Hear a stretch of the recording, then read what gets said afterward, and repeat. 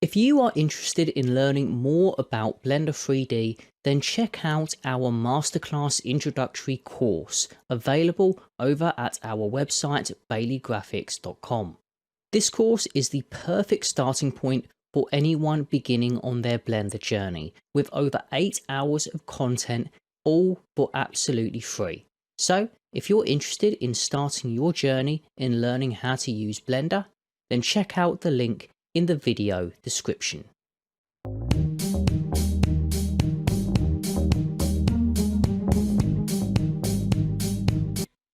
In this video, I'm going to demonstrate how you can solve an issue of clipping whenever you are working with objects that are too large or too small. Now, clipping is a failsafe that Blender uses to conserve memory.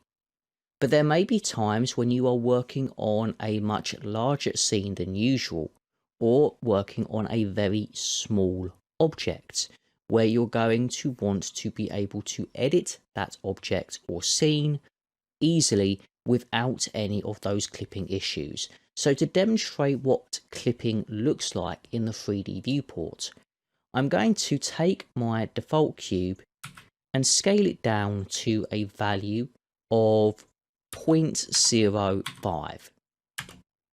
Now you can just about see our cube, and if we zoom in, as we zoom in too close, you will begin to see this little bit of clipping in effect until we end up inside of our cube. But you can see it doesn't even look like a cube anymore. Compare this to a larger cube. So let's go Shift Z and come back at. You can see that as we zoom in, we're able to zoom in pretty naturally. There's a little bit of this clipping effect going on, but it's not really that big of a deal. Now, when working with really small objects, like this cube for example, it can get really cumbersome to see this clipping effect when you're trying to edit your object. And actually, with a scale of 0.05, it's probably at the absolute lowest point where you could successfully edit this model, so long as you don't zoom in too far. If we actually made this object even smaller and attempt to zoom in, the clipping becomes even worse. So to fix this issue, go to your side panel and go to the View tab, and you will see the Clip Start and Clip End options. It should be set to 0.1 meters for the start and 1000 meters for the end. And this tends to be a very fair range to work in. But let's reduce this clipping value from 0.1 to 0.01, so 1/10 of the original value. Now let's zoom in on our cube. And you can see we're able to zoom right in before we get any sort of clipping. In fact, we're basically going inside the object by the time the clipping starts.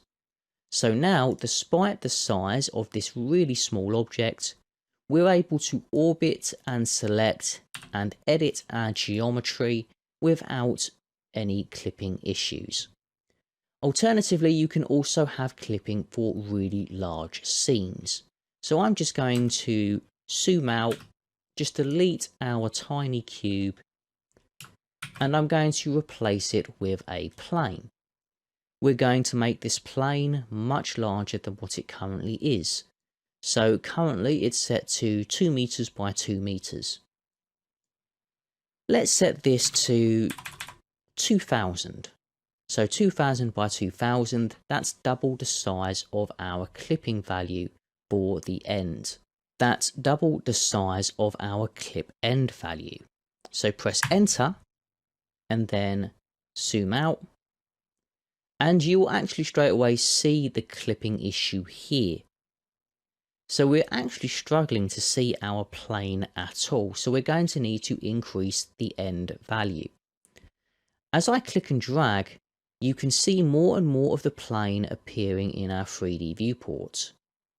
Now we're going to need to go really high here, so let's go 2000 and press enter.